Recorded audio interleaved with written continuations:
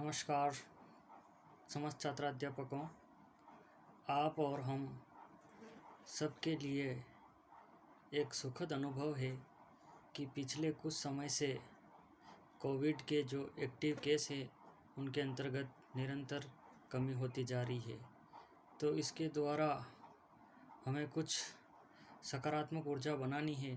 साथ ही हमें इसके द्वारा और भी सचेत होना है कि कुछ समय के लिए जिस प्रकार से हम राज्य सरकार के द्वारा निर्धारित कोविड के प्रोटोकॉल का पालन कर रहे हैं उसको और भी सख्ती के साथ अपन स्वयं और परिवार के सदस्यों से इसको बचा करके रखना है और निरंतर अपने अध्ययन और अध्यापन का जो कार्य है उसको पूर्ण ऊर्जा और रुचि के साथ निरंतर आगे बढ़ाते जाना है। पिछले क्लास के अंतर्गत अपन ने सेकंड यूनिट को लिया था संसाधनों का प्रबंधन और इस सेकंड यूनिट के अंतर्गत अपन ने फर्स्ट कंटेंट विद्यालय प्रबंधन में प्रधानाध्यापक की भूमिका के संदर्भ में विस्तार से अध्ययन किया था।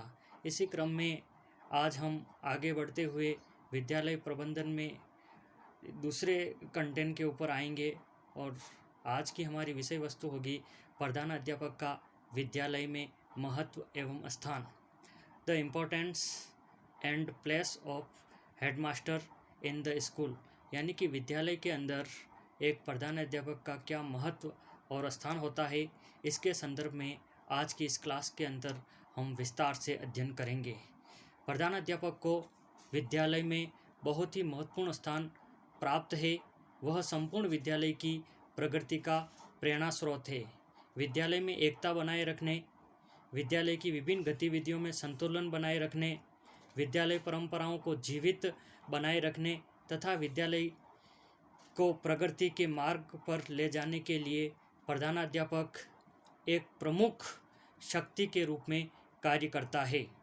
प्रधानाध्यापक के महत्व पर प्रकाश डालते हुए पीसी रेन ने लिखा है कि विद्यालय स्वस्थ तथा अस्वस्थ मानसिक, नैतिक एवं भौतिक परिस्थितियों में संपन्न एवं पतनोन्मुख, अच्छे अथवा बुरे होते हैं, जबकि प्रधानाध्यापक योग्य, उत्साही एवं उच्च आदर्शपूर्ण अथवा उसके प्रतिकूल होता है। महान प्रधानाध्यापक महान विद्यालयों का निर्माण करते हैं तथा विद्यालय प्रसिद्धि को प्राप्त करते हैं अथवा अंधकार के गर्त में विलीन हो जाते हैं जब अच्छे या बुरे प्रधानाध्यापक उसके अध्यक्ष होते हैं। यानी कि इस कथन के माध्यम से पीसी रेन हमें ये बता रहे हैं कि विद्यालय चाहे स्वस्थ तथा अस्वस्थ, नैतिक या भौतिक परिस्थितियों में संपन्न या पतनोन्मुख हो, अच्छे अथवा बुरे हो, जबकि प्रधानाध्यापक हमेशा योग्य, उत्साही एवं उच्च आदर्शपूर्ण व्यक्तित्व होता है और वही विद्यालय को उच्च आदर्शों के ऊपर चल करके विद्यालय को निरंतर प्रगति की ओर अग्रसित करता है। इस परिभाषा के माध्यम से पीसी रेन हमें ये अवगत करा रहे हैं। अतः प्रधानाध्यापक विद्यालय का प्राण स्रोत है। यदि विद्यालय के प्राण स्रोत के रूप में प्रधानाध्यापक को माना जाए तो भी कोई अतिशयोक्ति नहीं होगी, क्योंकि प्रधानाध्यापक ही वह धुरी होता है जो विद्यालय को सही एवं निश्चित मार्ग पर अग्रसित करता है। Doctor SN. मुखर्जी ने प्रधानाध्यापक की भूमिका एवं महत्व पर प्रकाश डालते हुए लिखा कि प्रधानाध्यापक विद्यालय के आंतरिक एवं बाह्य प्रशासन के मध्य एक कड़ी है। विद्यालय का जो आंतरिक एवं बाह्य जो प्रशासन होता है उसके मध्य एक कड़ी के रूप में प्रधानाध्यापक कार्य करता है। वह विद्यालय की आंतरिक व्यवस्था का संबंध बाह्य प्रशासन से स्थापित करता है। वह प्रशासन में गुंबद का आधार रूपी पत्थर होता है। जिस प्रकार से हम मंदिर आदि में जाते हैं तो बाहर एक आकर्षित चमकता हुआ पत्थर गुंबद दिखाई देता है, ठीक उसी प्रकार की भूमिका एक प्रधानाध्यापक की होती है, जो कि एक आधार स्तंभ के रूप में उस मंदिर की नींव को सुदृढ़ रूप से बनाए रखता है। उसी प्रकार से प्रधानाध्यापक की विद्यालय की नींव को सुदृढ़ रूप से बनाए रखने में अपनी महत्वपूर्ण भूमिका अदा करता है। प्रधानाध्यापक की महत्वपूर्ण स्थिति को अनेक शिक्षा शास्त्रियों ने भी स्वीकार किया। एक और महान शिक्षा शास्त्री हुए हैं प्रोफेसर रायबर्न ने इस संबंध में लिखा है कि जिस प्रकार जहाज में कप्तान का प्रमुख स्थान होता है, ठीक उसी प्रकार विद्यालय में प्रधानाध्यापक का स्थान होता है। अर्थात एक जहाज़ होता है और जहाज़ का जो कप्तान होता है वो जहाज़ को एक निश्चित लक्ष्य के आधार पर एक निश्चित दिशा में उस लक्ष्य की ओर गतिमान करता है। उसी प्रकार से विद्यालय का प्रधानाध्यापक भी विद्यालय को एक निश्चित लक्ष्य की ओर अग्रसित करता है। अतः प्रधानाध्यापक समन्वय स्थापित करने का एक अभिकरण है जो संतुलन बनाए रखता है तथा समस्त संस्था के बहुमुखी विकास के प्रयास में संलग्न रहता है। यह विद्यालय की परंपराओं का निर्धारण करता है तथा समय के साथ साथ इन परंपराओं को आवश्यक गति प्रदान करता है। प्रधानाध्यापक विद्यालय की परंपराओं को हमेशा बनाए रखता है और समय के साथ निरंतर उसके अंदर डेवलप करते हुए उन्हें गतिमान बनाता है और उन्हें आगे की ओर अग्रसर करता है। तो इस प्रकार से हम देखते हैं कि प्रधानाध्यापक विद्यालय की एक महत्वपूर्ण कड़ी है। और प्रधानाध्यापक के यदि हम यूँ कहें कि प्रधानाध्यापक के अभाव में विद्यालय एक पतवार विहीन नौका की तरह है तो भी कोई अतिशयोक्ति नहीं होगी, क्योंकि विद्यालय के स्टाफ आदि का जो समन्वय करना है, बालक, अभिभावक एवं स्टाफ, उन सब में समस्त शक्तियों के मध्य में समन्वय एवं एक योजक कड़ी के रूप में कोई कार्य करता है तो वो विद्यालय का प्रधानाध्यापक होता है। इसलिए विद्यालय के प्रधानाध्यापक की महत्वपूर्ण भूमिका विद्यालय के अंदर होती है, जिसका कि हम विभिन्न विद्वानों की परिभाषाओं के निष्कर्ष के आधार पर भी समझ सकते हैं। इस प्रकार प्रधानाध्यापक विद्यालय का एक ऐसा दीपक है जो संपूर्ण विद्यालय को प्रकाश प्रदान करता है।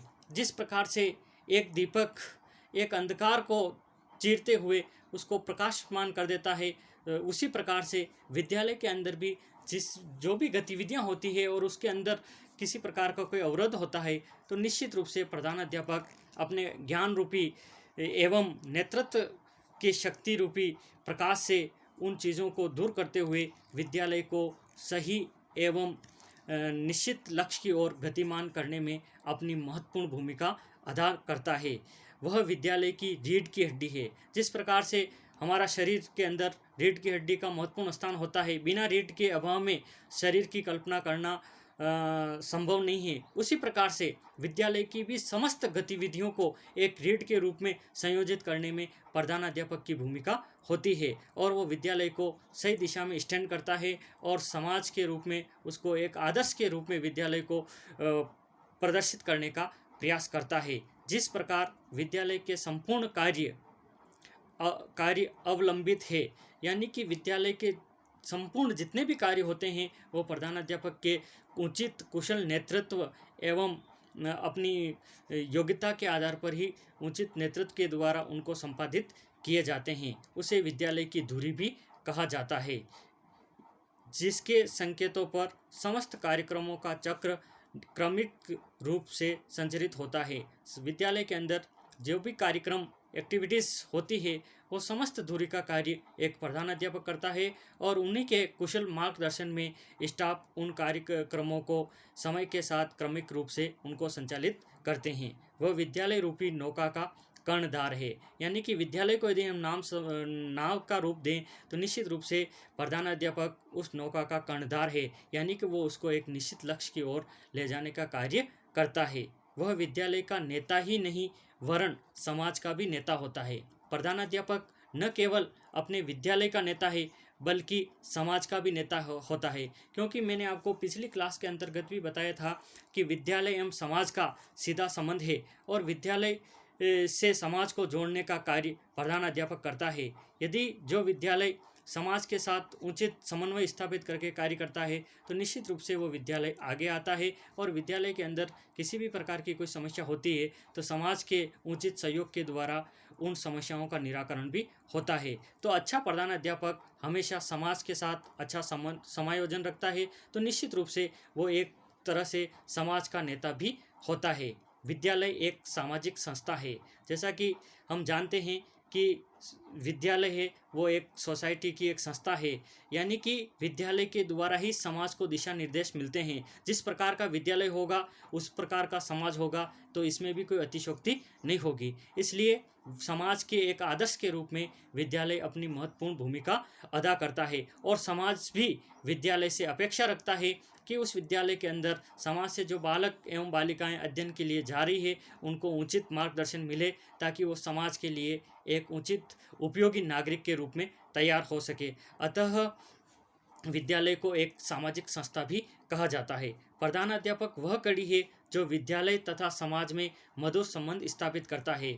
अच्छा प्रधानाध्यापक का संबंध हमेशा समाज के साथ अच्छा होता है, और यदि समाज के साथ उसका संबंध अच्छा होगा तो विद्यालय और समाज के बीच में अच्छा मधुर संबंध होंगे। और जिस विद्यालय के अंदर प्रधानाध्यापक का समाज के साथ उचित संबंध नहीं होता है तो निश्चित रूप से समाज भी ऐसे विद्यालय को कतई स्वीकार नहीं करते हैं।